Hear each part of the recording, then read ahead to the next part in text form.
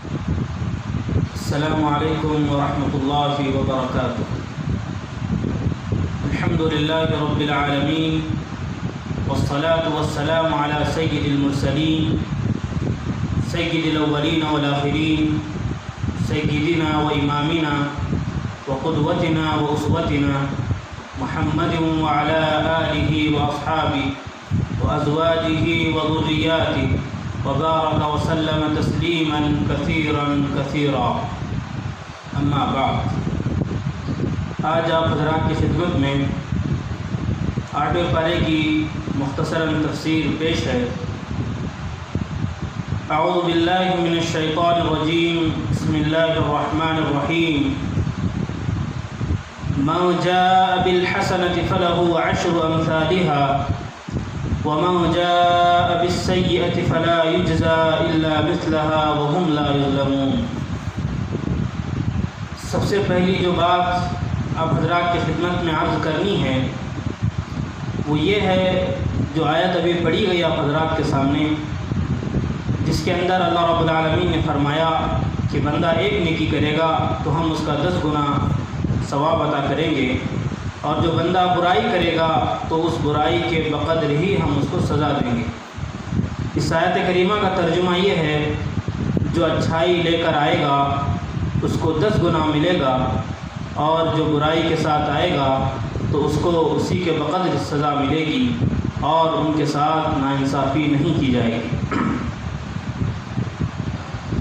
یہ امت محمدیہ کی ایک خصوصیت ہے، ورنہ دوسری امتوں میں یہ نہیں تھا کہ ایک نیکی کے بدلے 10 گنا ثواب یا 7 گنا ثواب یا اس سے زیادہ۔ اس آیت کریمہ کی تشریح میں بہت ساری احادیث وارد ہوئی ہیں، جن میں ایک حدیث صحیح مسلم کی ہے، جو حدیث قدسی ہے، جس کے راوی حضرت ابو ذر رضی اللہ عنہ ہیں، کہ وہ فرماتے ہیں کہ حضور پاک صلی اللہ علیہ وسلم نے ارشاد فرمایا، یقول اللہ عز وجل من جاء بالحسنة فله 10 أمثالها وأزيد ومن جاء بالسيئة فجزاؤه سيئة مثلها أو أغفر۔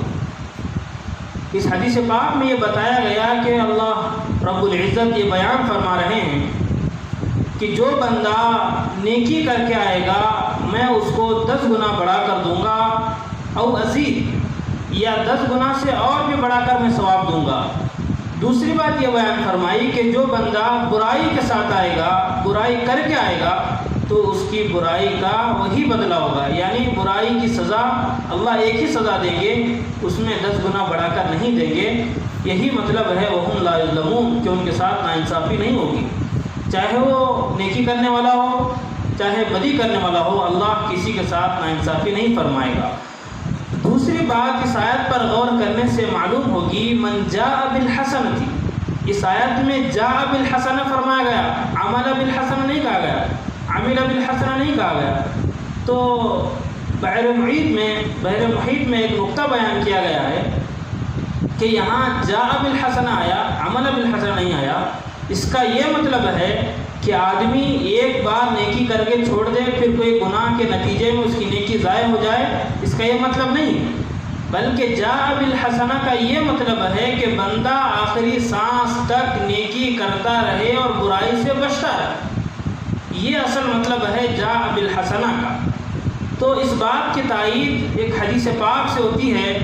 حدیث پاک میں حضرت عائشہ اور حضرت ام سلمہ رضی اللہ عنہما سے پوچھا گیا کہ حضور پاک صلی اللہ علیہ وسلم کے نزدیک سب سے محبوب عمل کون سا تھا؟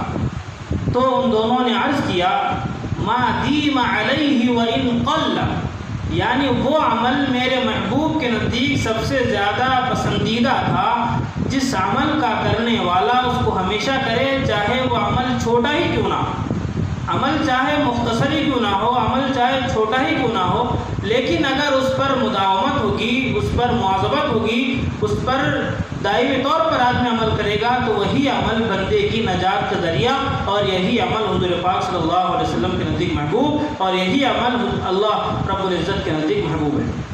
تو بندے کو چاہیے کہ چاہے نیکی تھوڑی ہی کرے لیکن اس کو ہمیشہ کرے، کبھی کرے کبھی چھوڑ دے، اس طرح نہ کرے۔ خاص کر اس ماہ میں یہ بڑا مقدس مہینہ ہے، اس کے اندر ہم کوشش اس بات کی کریں کہ ہمارے اوقات بالکل ضائع نہ ہو اور ہر وقت کو ہم اللہ کے ذکر سے پر رکھنے کی کوشش کریں۔ دوسری بات کہ یہاں پر سورۃ الانعام کا اختتام ہوتا ہے، اس سے پہلے ایک اہم بات جو اللہ رب العالمین نے بیان فرمائی کہ مومن کی پوری زندگی بندگی ہونی چاہیے، مومن کی پوری زندگی عبادت کا سرچشمہ ہونی چاہیے۔ اس کا اعلان اللہ رب العزت نے اپنے حبیب نبی پاک صلی اللہ علیہ وسلم کی زبان کروایا، قل ان صلاتی ونسکی ومحیای ومماتی للہ رب العالمین۔ اس کا ترجمہ یہ ہے کہ میری نماز، میری عبادت، میری قربانی، میرا جینا، میرا مرنا سب اس اللہ کے لیے ہے جو تمام جہانوں کا پالنے والا ہے۔ اس میں سب سے پہلے یہ بات سمجھ لیں کہ عبادت آخر کہتے کس کو ہے؟ کہ عبادت کہتے ہیں کہ اللہ کے حکم کو، اللہ کے حکم کے مطابق اجر و ثواب کی امید میں، اللہ کی خوشنودی کے خاطر، اور یہ بھی ضروری ہے کہ وہ عمل شریعت کے مطابق ہو، شریعت کی تعلیمات کے مطابق ہو۔ دوسری بات، اگر اس چیز میں کوئی سنت ثابت ہوتی ہے تو اس کے مطابق اجر و ثواب کی امید میں اس پر جو وعدے کیے گئے ہیں اس پر یقین کے ساتھ عمل کرنا، یہی اصل عبادت ہے۔ عبادت کی مختصر تعریف یہ ہے کہ حکم اللہ کی طرف سے ہو اور شریعت کی تعلیم کے مطابق اس پر عمل کیا جائے۔ اگر کوئی سنت طریقہ اس میں ثابت ہے، اس سنت کی رعایت کرتے ہوئے کیا جائے، اور اللہ نے اس پر وعدے کیے ہیں تو اس وعدے پر یقین رکھتے ہوئے جو کام کیا جائے گا وہ اللہ کی بات ہے۔ تو یہ بہت بڑی چیز ہے کہ جس کی ساری زندگی اللہ رب العالمین کے دین کی تبلیغ میں گزری، جس کی ساری زندگی انسانیت کی رہنمائی کے لیے، انسانیت کی رہنمائی کے ذریعہ بن کر جس کی زندگی گزری، اس شخصیت کی زبان سے اللہ رب العالمین یہ کہلوا رہے ہیں، قل، اے محمد صلی اللہ علیہ وسلم آپ کہہ دیجئے، ان صلاتی ونسکی ومحیای ومماتی للہ رب العالمین۔ ان صلاتی میری نماز، میری عبادت، ونسکی، نسک کا بہت وسیع معنی عربی زبان میں ہے کہ میرا زہد، میرا تقوی، میرا کسی کام کو کرنا، میرا کسی کام کو نہ کرنا، اور میرا تقوی اختیار کرنا، سب اللہ رب العالمین کے لیے۔ تو اس آیت کریمہ سے معلوم ہوا کہ انسان کی پوری زندگی بندگی ہونی چاہیے، انسان کا ہر عمل، انسان کی ہر عادت شریعت کے مطابق ہونی چاہیے۔ اس آیت سے بات معلوم ہوئی۔ دوسری بات کہ بندہ اگر نیت کے ساتھ، صحیح نیت کے ساتھ، استحضار کے ساتھ اگر کوئی کام کرے گا تو بندے کی عادت عبادت بن جاتی ہے۔ مثلا بندہ کھانا کھا رہا ہے، کھانا کھانا کوئی عبادت نہیں، لیکن اس کھانے کے ساتھ بندے کے اندر استحضار ہو اور دین کی تبلیغ کی نیت ہو تو پھر اس کا یہ کھانا عبادت ہے۔ کھانا کھانے کے ساتھ جو دعاؤں کا اہتمام نبی پاک صلی اللہ علیہ وسلم نے بیان فرمایا، ان دعاؤں کا اہتمام کرنے سے اس کا کھانا عبادت، اس کا سونا عبادت، اس کا بیٹھنا عبادت، غرض مومن کا ہر کام، مومن کی ہر عادت عبادت بن جاتی ہے، بس شرط یہ ہے کہ اس کے اندر سنت طریقہ ہونا چاہیے، اسلامی طریقہ ہونا چاہیے۔ تو آدمی اس بات کا اہتمام کرے کہ اپنی پوری زندگی کو اللہ رب العالمین کے لیے بندگی بنانے کی کوشش کریں۔ دوسری بات، یہاں پر سورۃ الانعام کا اختتام ہوتا ہے اس کی چند آیاتوں کے بعد۔ اس کے بعد سورۃ الاعراف، یہ سورت یہاں پر ہے، یہ سورت مکی ہے، یعنی یہ سورت مکہ مکرمہ میں نازل ہوئی۔ اس سورت کے اکثر مضامین رسالت پر، آخرت پر، توحید پر ہیں، اور ضمناً انبیاء کرام علیہ السلام کی قوموں کا بھی تذکرہ کیا گیا، اور جو منکرین تھے ان کی جو سزا اللہ رب العالمین نے دی ہے، ان کو جو سزا، اس سزا کا بھی اللہ نے بیان فرمایا۔ اس کا مقصد یہی ہے کہ موجودہ جو منکرین ہے وہ اپنی ضد سے باز آ جائیں اور ان واقعات سے، ان قصص سے، ان مضامین سے عبرت حاصل کرنے والے بن جائیں۔ اس سورت کی شروع کی آیات میں اللہ رب العالمین نے حضور پاک صلی اللہ علیہ وسلم کو تسلی فرمائی کہ آپ کا کام تبلیغ کرنا ہے، اگر آپ کی بات لوگ نہیں مانتے تو آپ کو زیادہ تنگ دل ہونے کی ضرورت نہیں ہے، آپ کا کام صرف پہنچانا ہے، آپ نے اپنا فریضہ انجام دیا، بس آپ اس پر زیادہ ان پر تنگ دل مت ہوئی۔ تو حضور پاک صلی اللہ علیہ وسلم کو تسلی دی گئی، یہ دنیا دارالامتحان ہے، جو بندہ یہاں پر نیکی کرے گا وہ وہاں پائے گا، جو نہیں کرے گا وہ اس کی سزا پائے گا۔ تو یہ اللہ کا کیا ہے قانون۔ اس کے بعد حضرت آدم علیہ السلام کی تخلیق کا تذکرہ، اس کے بعد حضرت حوا علیہ السلام، اس کے بعد ان دونوں کا جنت سے نکالا جانا تفصیل کے ساتھ اللہ نے بیان کیا۔ ایک اہم بات کی طرف اللہ نے پھر اشارہ کیا کہ لباس کا تذکرہ اللہ رب العالمین نے سورۃ الاعراف میں کیا۔ یا بنی آدم قد انزلنا علیکم لباسا یواری سوآتکم وریشا ولباس التقوی ذلک خیر ذلک من آیات اللہ لعلہم یذکرون، کہ اے آدم کی اولاد، ہم نے تمہارے لیے لباس اتارا کہ وہ تمہاری شرم کی جگہوں کو چھپائے اور زینت بھی ہو، اور تقوی کا لباس اس سے بڑھ کر ہے، یہ اللہ کی نشانیاں ہیں، شاید یہ لوگ عبرت حاصل کریں، نصیحت حاصل کریں۔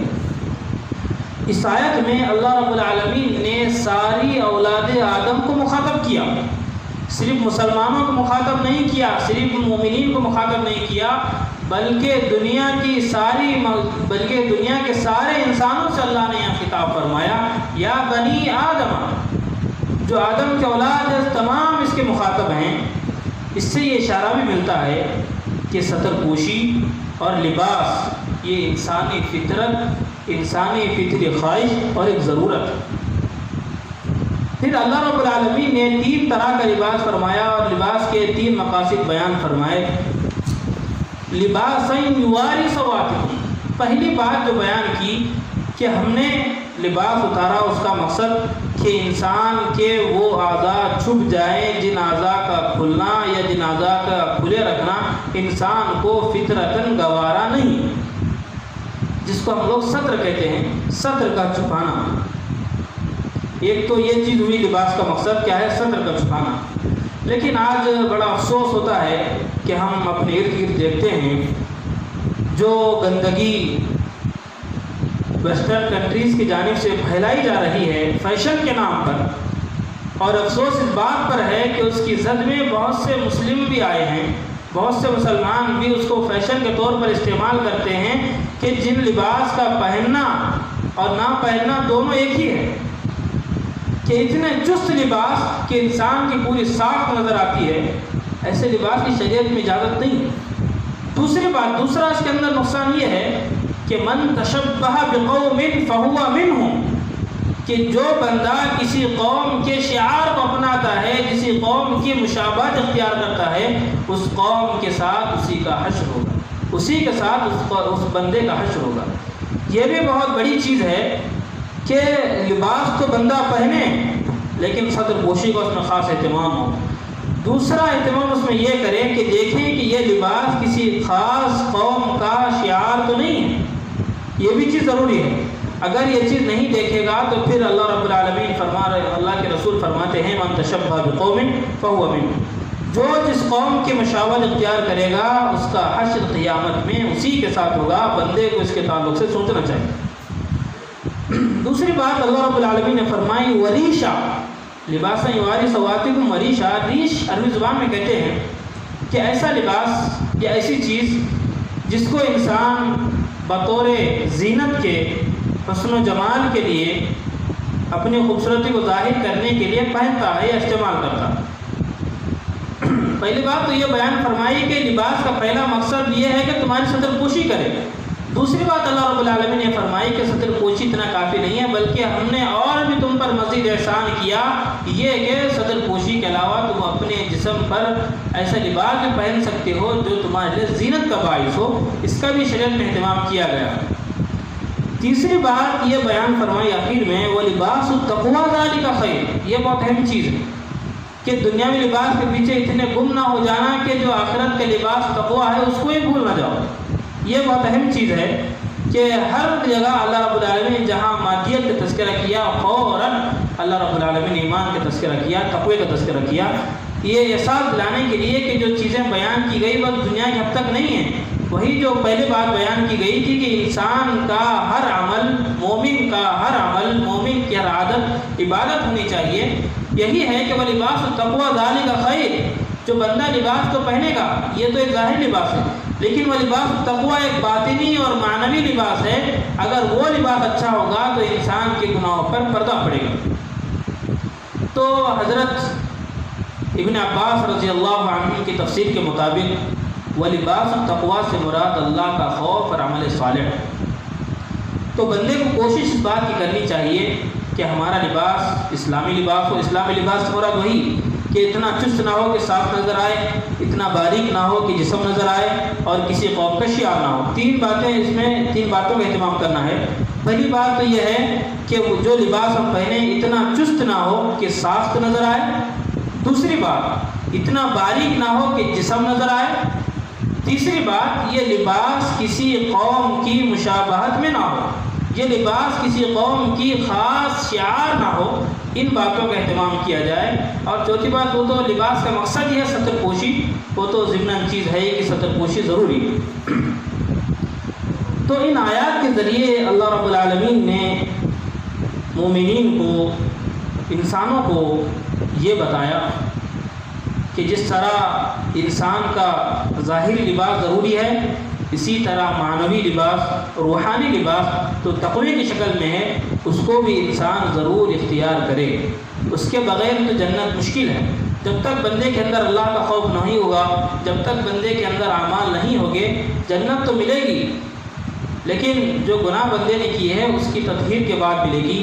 اللہ رب العالمین سے دعا ہے اللہ تعالیٰ ہم تمام کو اسلام کی صحیح تعلیمات پر عمل کرنے کی توفیق عطا فرمائیں، اور ہمارے ذریعے اللہ رب العالمین خیر کو پھیلنے کا ذریعہ بنائیں۔ وآخر دعوانا ان الحمد للہ رب العالمین۔